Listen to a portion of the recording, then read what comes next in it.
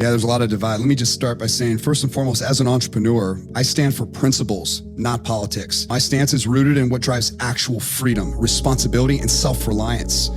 I would also say that I really stand for an ideology that is good for the most amount of people, and I try to really acknowledge the ideology that I think is the most destructive type of ideology for the most amount of people. I don't really put my vote behind a president per se.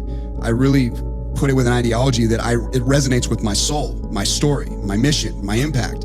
What ideology am I connecting to? So first and foremost, I will not stay silent when I see values that built this incredibly unique country just being eroded at a record pace.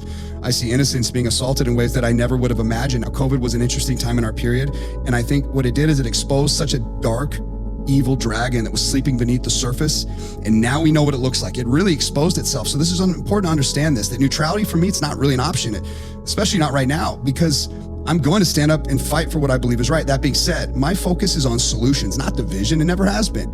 It's on calling a spade, finding the truth in every situation. And if I'm wrong, then I'm wrong. But I really want to go for truth. And sometimes it takes courage when you're going after sort of something that mainstream is so dead set for whatever reason on sort of either hiding, manipulating, lying about, guarding. And right now that seems to be sort of simple truth. And I want to add one more thing here, that when I get someone else to sort of consider like a direction or a point of view from my perspective, one thing that I think is universal for all people and that will unite a lot of people is through the lens of winning, sort of uniting through winning your own economy, making your own life better, and knowing that there is no government that's going to do it for anybody. Right or left, it's not happening for you. And so many people are like, they act like this government or this government's going to sort of give them all these gifts. I will say one ideology is destructive for innocence, destructive for children, destructive for freedom, and one ideology promotes it. One ideology preserves it and protects it more than the other, for sure. But there's flaws in everything. First and foremost, are you controlling your own economy? And for me, and from my perspective, can I call the truth and then help you win? And I think once you learn the rules to the game, and you learn at every level, there's a new set of rules. And so many people are really enslaved to rules they don't understand. And the people at the very top, they just keep getting richer and richer and richer because they know the rules. They know this divide and conquer method and how valuable it is.